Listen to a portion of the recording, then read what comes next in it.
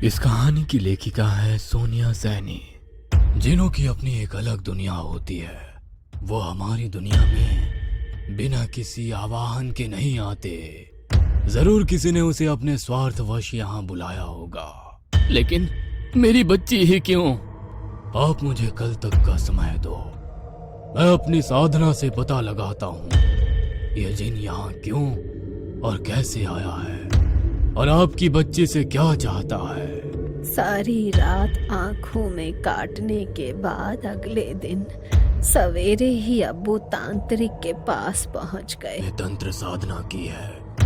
आपकी बच्ची पर बहुत ही शक्तिशाली जिन का साया है। इस जिन को इसकी दुनिया में से एक खास मकसद के तहत बुलाया गया था।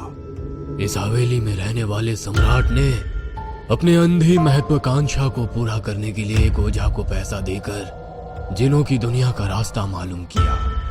वो बहुत पहुंचा हुआ ओझा था। उसने अपनी महानता सम्राट के समक्ष सिद्ध करने के लिए जिनों की दुनिया के राज महाराज के समक्ष साझा कर दिए। जुनूनी सम्राट ने सब कुछ जल्दी और आसानी से पाने की जिद में जिन का आवाहन किया।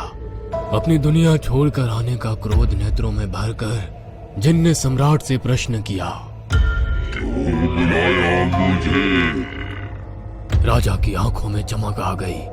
उसे लगा कि जिन की सहायता से वो सारी दुनिया को अपनी मुट्ठी में कर लेगा। मैं चांदपुर का सम्राट हूँ। तुम मेरी सेवा में हाजिर हुए हो। मेरी आज्ञा का पालन करना तुम्हारा धर्म है। सम्राट की बात सुनकर जिन ने अट्टहास किया, मैं किसी का सेवक नहीं। मैं पूछता हूँ क्यों बुलाया मुझे? जिन दुगनी तेजी से चिल्लाया और अचानक से पहाड़ की तरफ ऊंचाई में फैलने लगा। यह सब देख राजा को घबराहट होने लगी। उसने तो ओझा की लिखी पुस्तक में पढ़ा था कि जिन इंसान को अपना आका समझकर उसकी हर मुराद पूरी करता है, किंतु ये तो अलग ही मिजाज का जिन है। इंसान ने जब जब अपने दायरे से बाहर निकलकर दूसरी दुनिया को जानने की उत्सुकता में कोई भी मूर्खतापूर्ण कदम उठाया है तो उसे विनाश ही हासिल हुआ है। मनुष्य बेशक दुनिया का सबसे बुद्धिमान और ताकतवर जीव है, किंतु हर बार उसका अध्ययन और अनुमान सटीक बैठे ऐसा जरूरी तो नहीं। ओझा के अनुमान के उलट ये जिन सृजन नहीं विनाश लेकर आने वाला था। जिन फिर से गुर्राया, क्यों बुलाया मुझे मेरे लोक से? मामा जल्दी घर चलो। सचिन ने आकर माँ को झिंझोरा। सचिन की आवाज से माँ वर्तमान में लौट आई। क्या हुआ? कोई खास बात है क्या? माँ खुद अपनी आंखों से चलकर देखो क्या हुआ है। घर पहुंचकर माँ ने जो देखा उससे उनका कलेजा मुंह को आ गया। माँ ने देखा कि मैं खड़ा खड़ा गिर रहा था। विनी दोहरी आवाज में कुछ बोल रही थी। एक आवाज उसकी खुद की थी जिसमें वो मदद के लिए पुकार रही थी, और दूसरी मर्दाना आवाज बहुत भारी और गरज के साथ आ रही थी। मर्दाना आवाज स्पष्ट नहीं थी, लेकिन इतना जरूर समझ आ रहा था कि वो कुछ धमकी भरी बात कर रहा है। विनी का शरीर पूरा अकड़ चुका था। गर्दन बाएं और झुकी हुई थी। मुंह से बेतहाशा गिरती लार ऊपर की ओर चढ़ी हुई आंखें, और दोनों हाथ मानो अलग अलग दिशा में मरोड़े हुए प्रतीत हो रहे थे। उसके खुले बिखरे बाल पूरे दृश्य को और भयावह बना रहे थे। दूसरी ओर सोनी दीवार की ओर मुंह किए जाने की बड़बड़ा रही थी। घर पहुंचते ही इतनी भयानक स्थिति देखकर माँ थर थर कांपने लगी। हाथ जोड़कर विनी और सोनी को छोड़ देने की गुहार करने लगी। माँ को देखकर सोनी भी गुस्से में माँ की ओर ही घूरने लगी। सब कुछ इतना अप्रत्याशित और डरावना था कि दिमाग तो जैसे अपना काम ही भूले बैठा था, और दिल कह रहा था किसी तरह अपनी जान बचाकर यहाँ से भाग लो।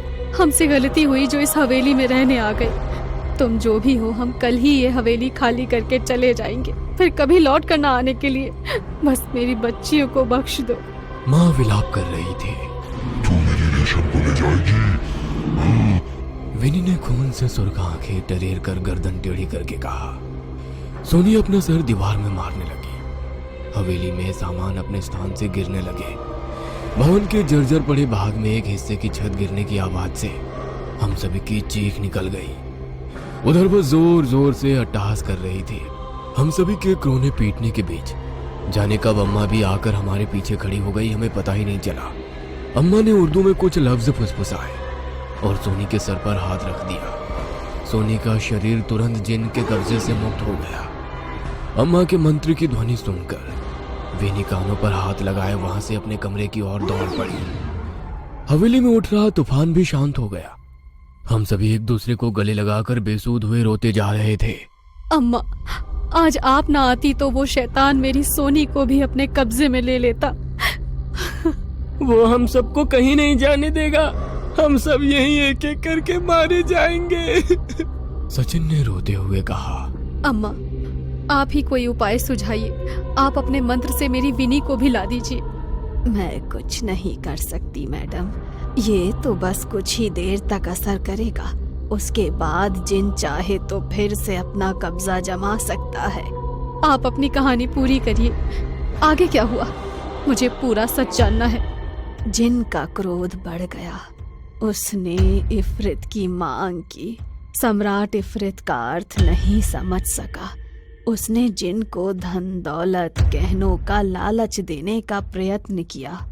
जिन ने क्रोध में अपना आपा खो दिया और उसने सम्राट की उसी क्षण हत्या कर दी। उसके बाद जिन ने जो भी उसके सामने आया सबका खून पी लिया। पूरी हवेली लाशों से पटी पड़ी थी। धीरे धीरे लाश वहीं पड़ी सड़ने लगी। पूरे गांव में खबर फैलने के कारण कोई भी हवेली के आसपास तक नहीं आया। लाशों की सड़न सीलन और हवेली में फैले घुप अंधेरे में जिन को सुप्त अवस्था में पहुंचा दिया। बरसों तक इंसानी हलचल ना होने के कारण जिन सबसे भीतर के बदबूदार और सीलन भरे कमरे में लुप्त हो गया। बरसों बीत गए। दशक बाद भी जब वहां कोई अनहोनी ना घटित हुई तो लोग धीरे धीरे उस हादसे को भूलकर हवेली के आसपास आने जाने लगे। फिर अंग्रेजी हुकूमत ने वीरान पड़ी हवेली को डाक बंगला बनाकर मेरे पिताजी को यहाँ भेज दिया। धीरे धीरे हवेली की साफ सफाई की गई। भीतर के जिस कमरे में मेरे अम्मी अब्बू रहने आए वहीं जिन भी अदृश्य रूप में विद्यमान था। दशक बाद इन